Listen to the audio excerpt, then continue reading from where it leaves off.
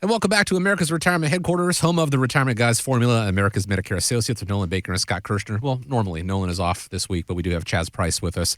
419-794-3030 is the phone number, and the website is americasretirementheadquarters.com. Will the Fed's interest rate hikes eventually tame inflation? Randall Krusner is a former member of the Federal Reserve Board of Governors, and he tells Fox Business that it's honestly too early to tell. Usually it's sort of 6 to 18 months is when the main impact comes. The Fed really only started tightening in March, so we're probably going to see the impact on the labor market. I do think the unemployment rate is going to start to go up. The challenge is that the Fed needed to move quickly to make sure they didn't allow inflation expectations to get out of control. But by moving so quickly, they haven't had time to see, well, what is really going to be the consequence for the economy? Have they gone too far? It kind of reminds me if you're trying to get a pot of water to boil and you just turn up the temperature, don't really give it time, and suddenly it's boiling over. But, it just goes to show even the experts aren't sure of what's going to happen. So, guys, Chaz, how do you prepare your clients for a soft landing or perhaps even a crash landing? Yeah, that's actually a good analogy, Chris. And I describe inflation, it's kind of a good old-fashioned blame game right now that's going on. So Sure. What you see is the Fed, Jerome Powell and his team there are basically blaming Congress in some respect that maybe they spent too much money. And then Congress is blaming the Fed that they weren't able to foresee or anticipate or to stave off any of the supply chain issues that we've been seeing. The employees are blaming the employers for not getting enough money, and then the employers are blaming the employees for having to pay too much money. So again, it's just there's enough blame to really go around with what's going on with inflation. What I do think, I think Randall is correct that the Fed did overshoot the mark. It's traditionally the Fed has not really been a good essentially at predicting inflation or again of kind of leading the economy out of it. It's really difficult even for them with all of the people that they have working for them and all of the tools and the resources that they have. It's difficult for anybody to predict something like that. And on the other hand is they only have one tool, which is, well, they have two, but the one they're using currently is to rise or to increase or decrease interest rates. And a lot of folks think that's not the best tool for the job. And kind of as you explained there, Chris, turning up the heat, that's basically what they're doing is increasing interest rates and in hope that slows down inflation.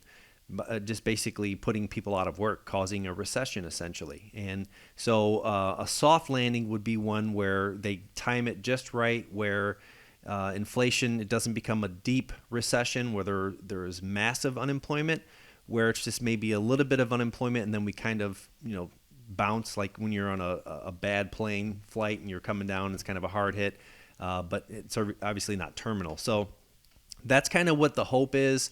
I have some concerns. One, again, I don't think that it's the right tool for the job.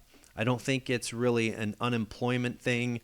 I think it's a demand issue where there's just not enough goods and services to go around. There's a lot more demand and there just isn't a supply for things. So whether that means Congress coming up with some policies or procedures to increase supply, we're kind of threatened with the rail strike. I know everybody's been eminently concerned about that, and we were able to avoid that, but that would have been a disaster. Christmas would have been canceled. Yeah.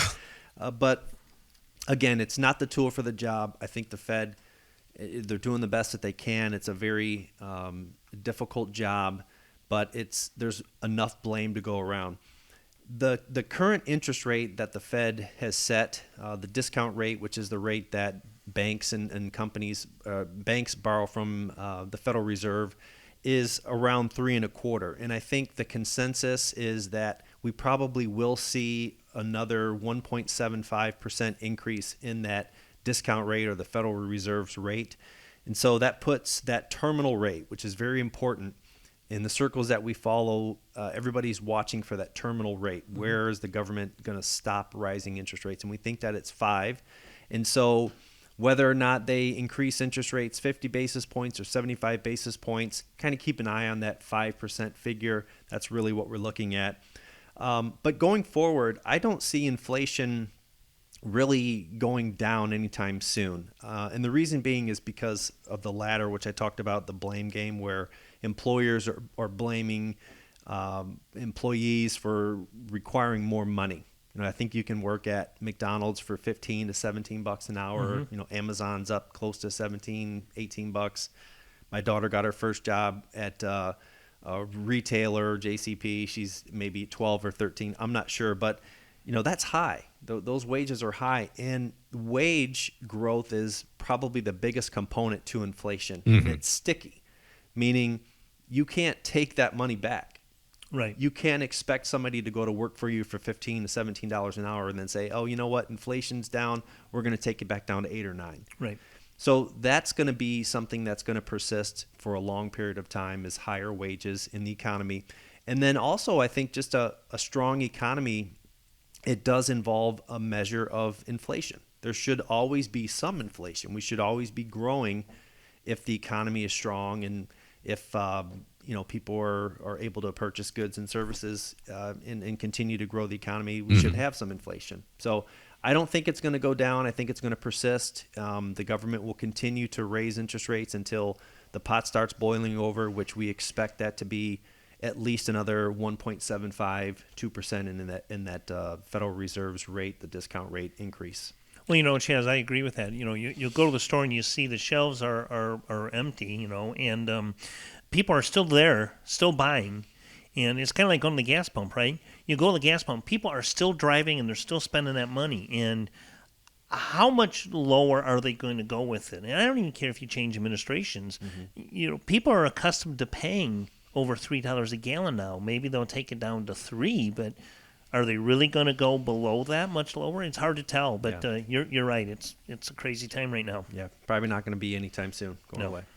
And I remember, at the about the middle of last year, they said the inflation was going to be "quote unquote" transitory. We had to talk about a misstep on their part. I think that is truly one, and we're still feeling the effects, and they're still trying to overcorrect for that. And they also said, we'd probably be down to 2 or 3% by the end of the year. Yeah. Well, here we are, not so much. Even going back to 08 and 09, Ben Bernanke, the federal chairman at the time, said the subprime mortgage crisis should be relatively limited. And it was the worst financial crisis in history, globally. So they never have traditionally been great at getting it right anyway. So Not necessarily, no, not at all. And hopefully they get this under wraps sooner rather than later, but you need to have a plan put in place to know that, interest rates are going to fluctuate. Inflation is going to always be a factor, hopefully not to this magnitude, but you're going to need that all-weather retirement strategy, and that is what you get with the team at America's Retirement Headquarters. So if inflation and interest rates and market volatility has got you concerned, well, pick up the phone and take action for that. Give a call, schedule a time to speak with them, 419-794-3030,